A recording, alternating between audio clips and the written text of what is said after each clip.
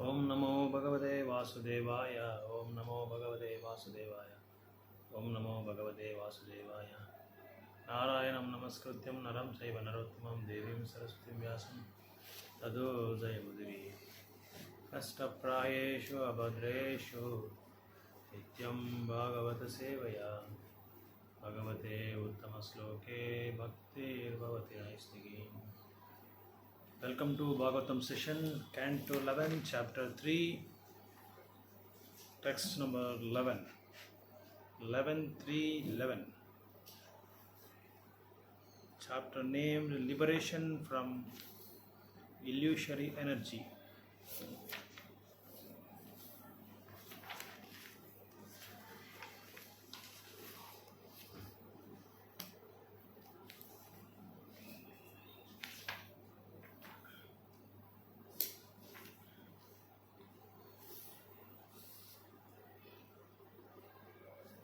संवर्तको मेघगनो वर्षति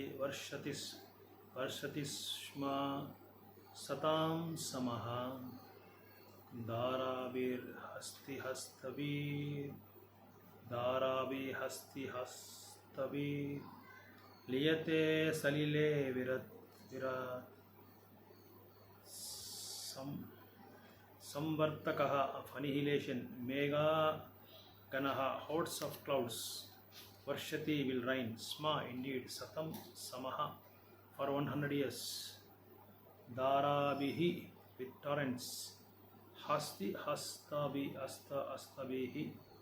raindrops measuring the length of elephant trunks, liyate will merge, salile in the water,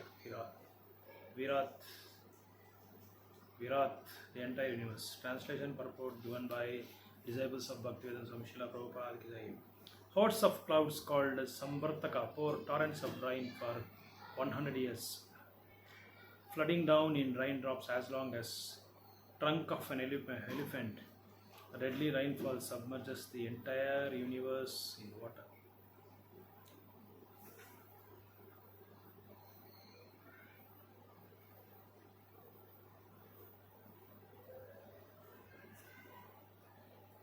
Text number 12. Tato virajam utsrijya vairajaha purusho nrupa avyaktam vishate sukshmam nirindana ivanalaha.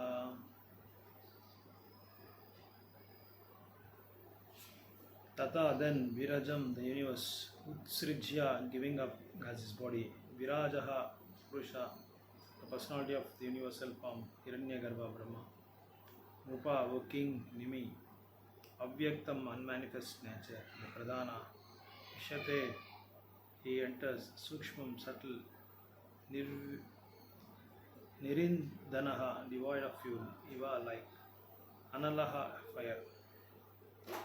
Translation, the Vairaja Brahma, Vairaja it is. Vairaja Purusho Nrupa it is.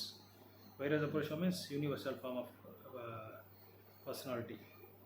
Personality of the universal form, Hiranyagarbha, Brahma. The Vairaja Brahma, the soul of the universal form, gives up his universal body, O king, and enters into the subtle, unmanifest nature like fire that has run out of fuel. According to Srila Bhakti Siddhanta Saraswati Thakur, the word Vairaja in this verse indicates the totality of the individual conditioned soul who originally take birth from Brahma and are amalgamated back into him at the time of annihilation.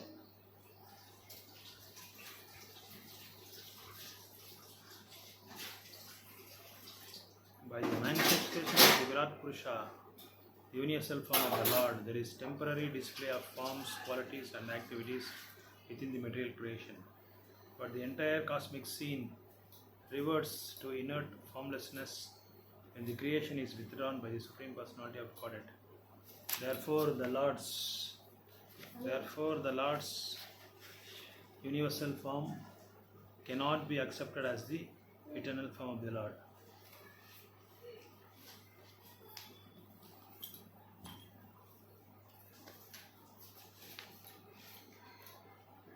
It is merely temporary imaginary resemblance of his personal form within the kingdom of Maya.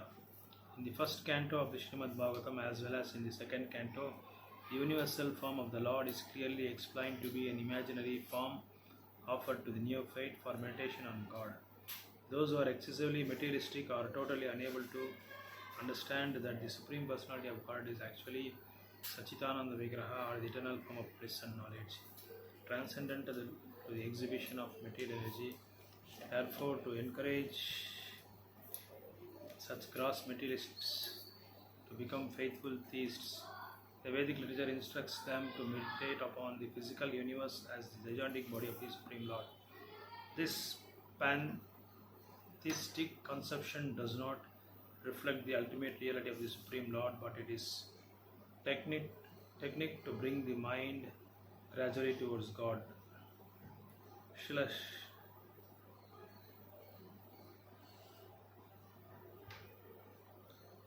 Sridhara Swami has quoted the following verse as evidence that Lord Brahma is supposed to go back to Godhead at the time of annihilation. Brahmana sah te sarve samprapte pratisanchare parashyante krutatmanaha pravishyanti parampadam. At the time of final annihilation, the self-realized souls enter with Brahma into supreme abode.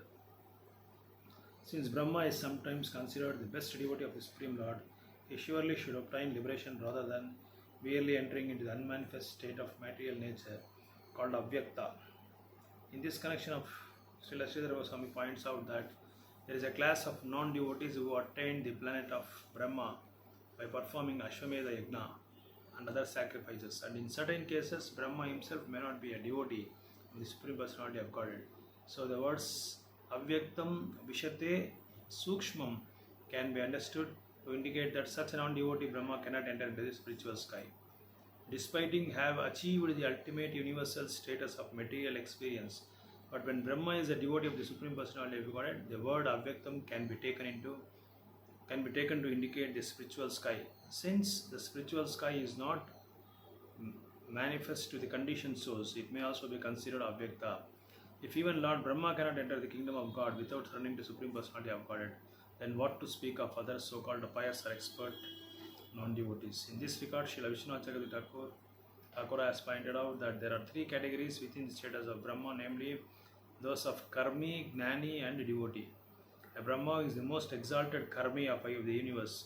We have to come back to the material world, a living entity who has achieved the post of Brahma by being the greatest speculative philosopher within the universe may attain impersonal Brahman, and a living entity who has been awarded the post of Brahma due to being a great devotee of Supreme Personality of God enters with the personality of award of the Lord. In the Srimad Bhagavatam,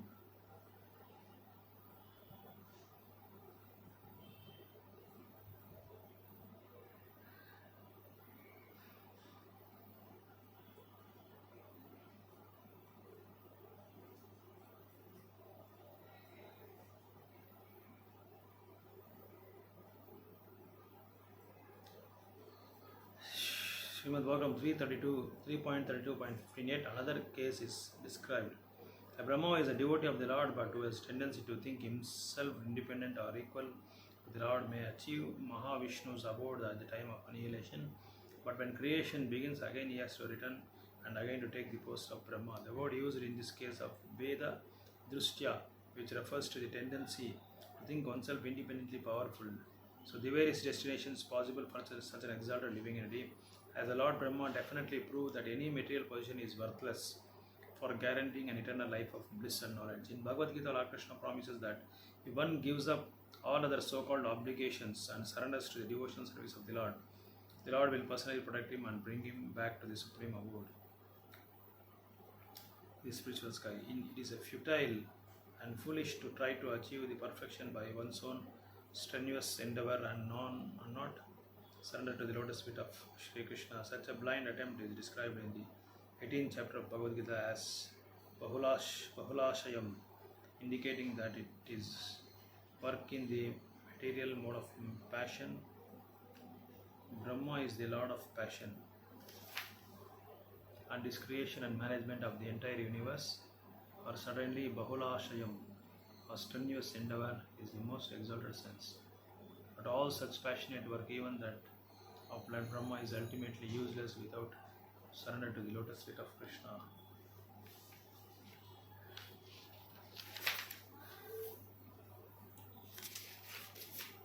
So, in this verse,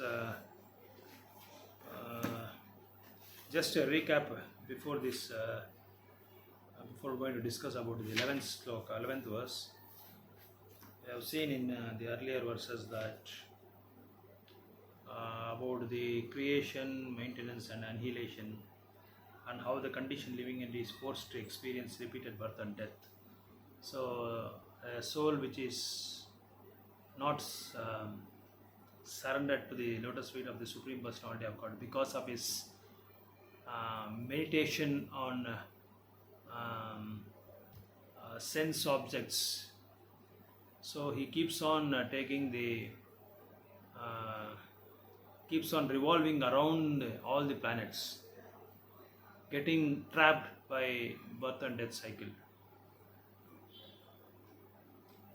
So he helplessly wanders from one inauspicious situation to another, suffering from the moment of creation until the time of cosmic annihilation. So Madhvacharya also has mentioned that living entity is repeatedly subject to birth and death within the material world. If one still considers such helpless entity equal to God in all respects, one surely fall into the dark direction. So as we have read in Bhagavad Gita that chapter 2 verse number 71, that Krishna says that one who has three important points which discusses about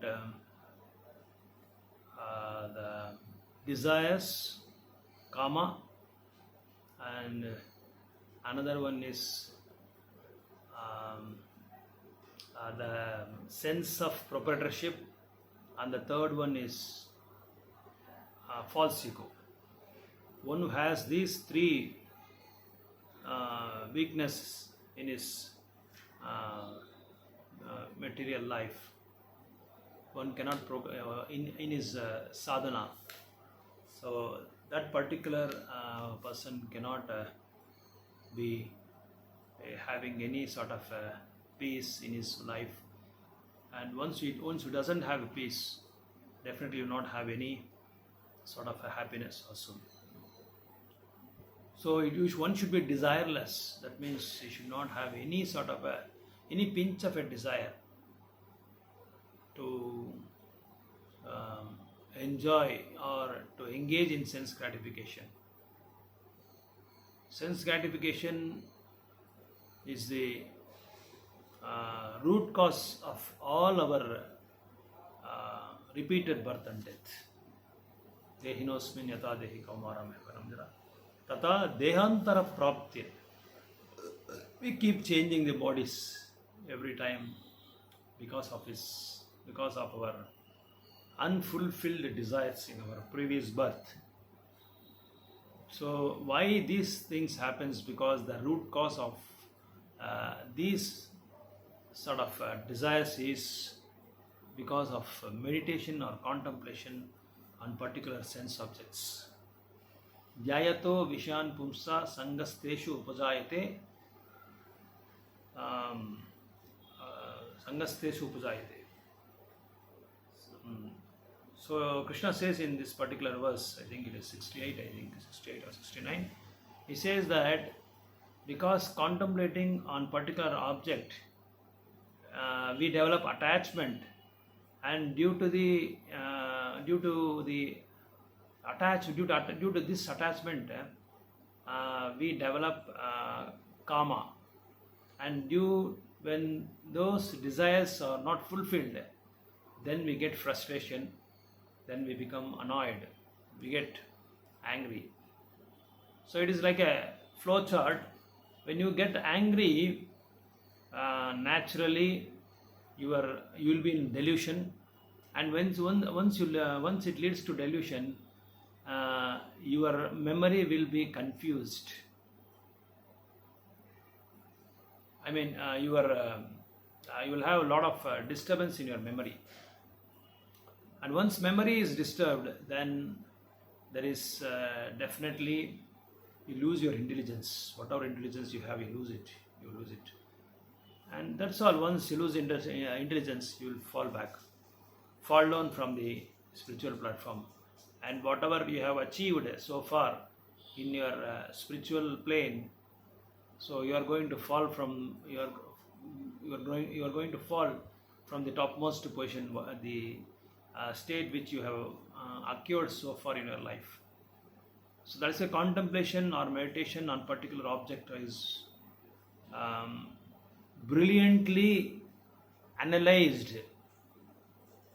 Desireless. You should be desireless means one who is fixed up in his Krishna consciousness, one who has sthira buddhi, one who has determination, or one who has constant mood of serving the pure devotees and Supreme Personality of Godhead.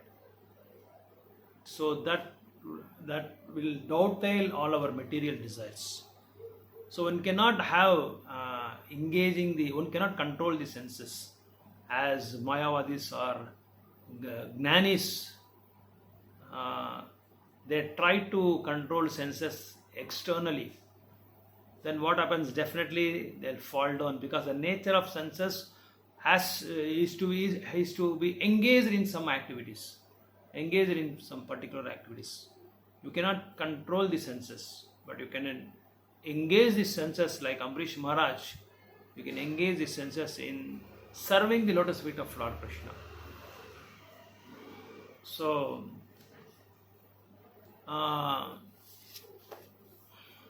serving the lotus feet of Krishna. That is why you should be desireless. Desireless means just fix your consciousness in the lotus feet of Krishna. That's the only thing you can do it. And all your material desires will vanish like anything. It will burn into ashes. And the sense of perception, sense of proprietorship is whatever we see and whatever we come across, we claim that we are the owner of that. Land owner, house owner, I am the owner. This complex, mall, everything, I am the owner. I only worked hard, I earned money, I spent a lot of my energy in this. I got it. I slogged like anything. I trembled in my life to get all these things. But finally, as philosophy, as the Acharya says, that Srimad Bagavatam also says in one verse that until you face the death, you are the so-called owner for that, that's all. Afterwards, the nature will take place. Ultimately, the nature is going to be the owner for all those things. Until our presence is there, you can claim that you are the so-called owner. You are not the owner, you are the so-called owner or proprietor. So one should not have this proprietorship, and also one should not have false ego that I belong to particular nation, I belong to particular race, I belong to particular region, I belong to particular designation, I belong to particular religion, I belong to particular so-called all the activities, so-called all the positions, and I am well versed in all the fields, and there is no better scholar than me, there is no better Vedic Pandit like me. See, after studying all the scriptures, if one doesn't remains humble in his state and tries to distribute whatever the literatures he has learned to the conditioned souls or to the people who are not accessible to these scriptures, then definitely you will advance in your Krishna consciousness. Unless otherwise your sadhana or whatever you have learned is not distributed as Mahaprabhu says that Bharata Bhumi Hoile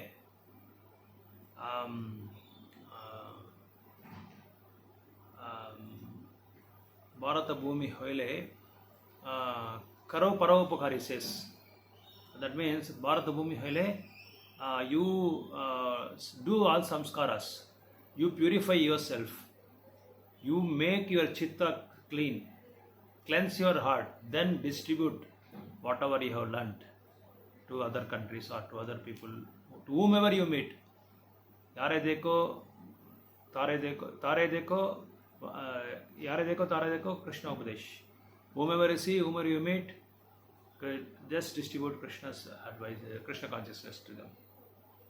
So in this particular verse also, the living entities, it is in this particular verse, in 12th, in the verse number 12, it says that there is also one name of the cloud is called Samvartako. We all know that when Indra got wild, because the Brajavasis offered all their foodstuffs and offerings to Govardhan Hill. And Govardhan Hill, you know, that time on the advice of Krishna, they all, even Nanda Maharaj also tried. Nanda Maharaj also, by Krishna's, after Krishna's message, Nanda Maharaj got convinced, and Nanda Maharaj also made to offer all the bhoga and all the offerings to Govardhan Hill. At that time, Indra got this message and he became wild, and he wants to teach a lesson to this small boy, because of his false ego, claiming that he is the only supreme for all this, for all the offerings. He is the Bhokta. He thought he is the Bhokta for all these offerings. But Krishna says in Bhagavad Gita, Bhoktaram Yagna Tapasya 5.9 Gita, Sarvaloka Maheshwaram Suhrutam Sarvabhutanam Shantim Rachati. If one wants peace, one need not have any United Nations organizations or big conferences, big meetings, big summits. If one understands this particular sloka in Gita 5.9, 5th chapter 9th sloka, one should understand that Krishna is the enjoyer, he is the Bhokta, and he is Ishvara, he is the controller for all the universes. And he is Suhridam Sarvabhutanam, he is the friend of all the living entities. If one understands this, then he gets the, if one understands or follows this peace formula, then he will be peaceful in his life. Otherwise, it will be always Ashanti. In Chaitanya Charitamrita also, Krishnadas Kaviraj Goswami says, Krishna Bhukti Mukti Kame Sarva. Krishna Bhukti Mukti Sarva Kame Krishna. So one who is a devotee of Krishna, he will be always peaceful, and the Mukti, the fellow who have got Mukti, the fellow who was Gnani, Karmi, all these people, they became distasteful after their particular so-called sadhana, then they'll come back to this material world. Gnani, he tries to attain knowledge and he wants to merge with the Lord, and he will come back again after that. And yogis, they want to rule and control whomever the people across their life, and they want to gain more siddhis, but ultimately they cannot enter into the kingdom of Godhead. But only a devotee who always analyzes, understands the mentality of Supreme Personality of Godhead, he tries to please Krishna in all aspects, and he tries to be practical, and he also applies in his life that Krishna is the Supreme Personality of Godhead. He is only the enjoyer, he is only the proprietor, and everything should be offered to him only. And whatever the things across us, and whatever the positions we have, everything should be dovetailed for the service of his lotus feet. If one thinks, or if one follows this particular Shanti Sutras, definitely he can enter into the kingdom of Godhead. Even Brahma cannot, even there are different types of Brahma, three types of Brahma: Gnani, Karmi, Gnani, and devotee Brahma. This Karmi Brahma also cannot enter into the Supreme Personality of God because he wants to enjoy himself. After his particular duration, that long term, and again he come back to the earthly planet, and afterwards, if his fortune, if he has good fortune, he can become a devotee Brahma. Even the Gnani also, after the particular duration or term, then if he thinks that he is greater than Krishna and there is nobody equal to him, then he will also come back to the material world. But a devotee Brahma, as soon as his term is over, immediately he enters to the kingdom of Goloka Vrindavan or Krishna Loka. So just imagine the plight of a Brahma, and just compare to us, and we are insignificant for them. So that's what explained by great acharyas. Even Brahma cannot also enter into the Vaikuntha planet unless or otherwise he purifies himself as a exalted devotee. That's what it is mentioned in 12th verse.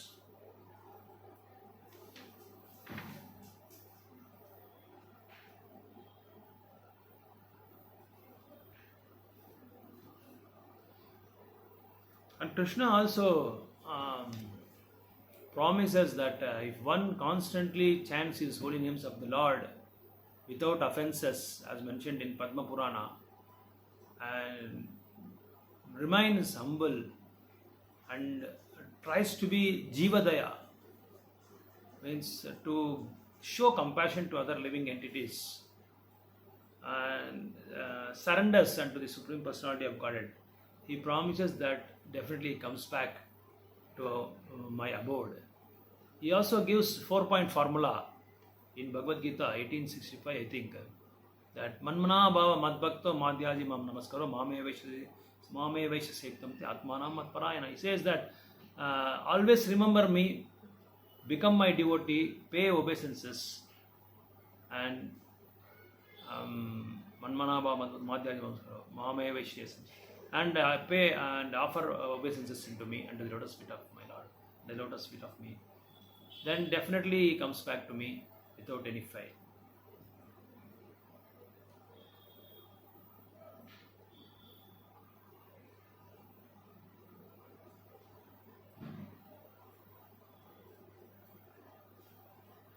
As we know that there are three modes of material nature, and for Sattva-guna, Vishnu is the supreme, and for the passion, Brahma is the supreme, and for the Tamo, naturally Shiva is the supreme. That is called Bahulashyam. Bahulashyam, indicating that the work in the mode of passion. So Brahma is the Lord of passion, and his creation and management of the entire universe are certainly Bahulashyam, or strenuous endeavor in the most exalted sense. But all such passionate work, even that of Lord Brahma, is ultimately useless without surrender to the lotus feet of Krishna. Vayuna hruta gandhavu salilatvaya kalpate salilam tat dhruta rasam jyotis tvayopakalpate. Vayuna, by the wind. Hruta, depraved, gandha, of its quality of aroma, bhu, element earth. Salilatvaya kalpate, becomes water, salilam, water, that by that. Hruta rasham, depraved of its quality, its taste. Jyotis vaya pakalpate, becomes fire. Depraved of its quality of aroma by the wind, the element earth is transformed into water, and water, depraved of its taste by that same wind, is merged into fire. Srimad Bagavatam gives several descriptions of the material creation by which air is expanded from this, how these Panchabhutas are functions Srimad Bhagavatam says that in the material creation, air expands from ether, fire from air, and water from fire, and earth from water. Now in the reverse order, the creation is wound up. Thus earth merges back into the water from which it came, and water similarly merges into fire. Hare Krishna.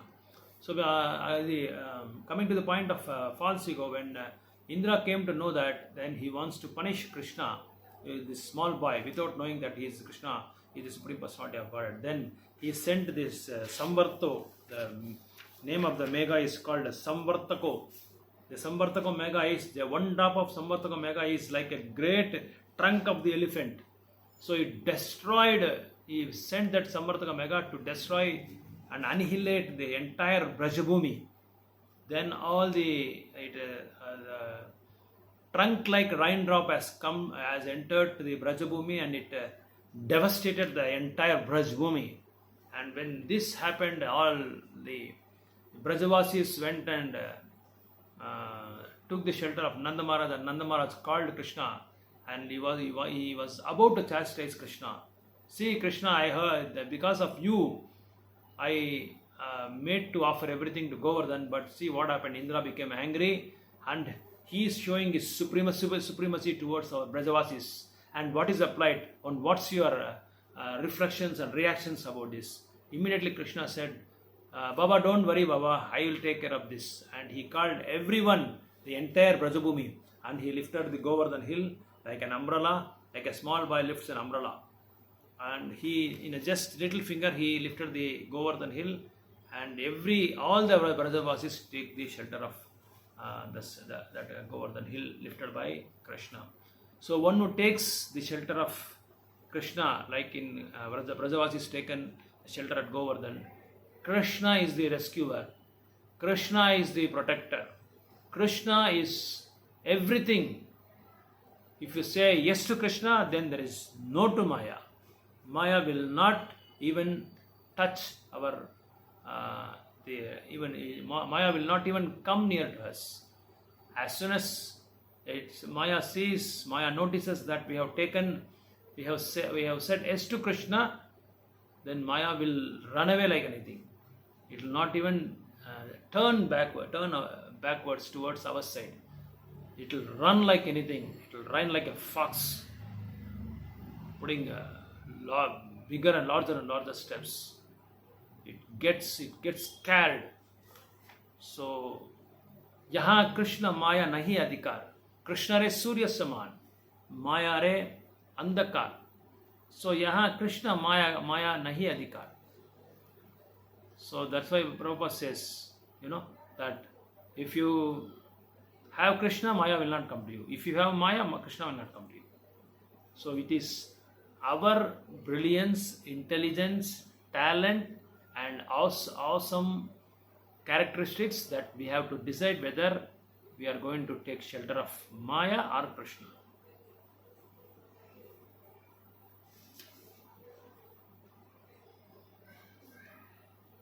Hare Krishna, Krishna Krishna, Hare Hare. Hare Rama, Rama Rama, Hare. Jagat Guru Srila Prabhupada ki jai, Srila Gurudev ki jai. Gaur Premanand. Please stand Hare Krishna mantra since it is Yuga Dharma. If any comments and any inputs, please welcome. Hare Krishna.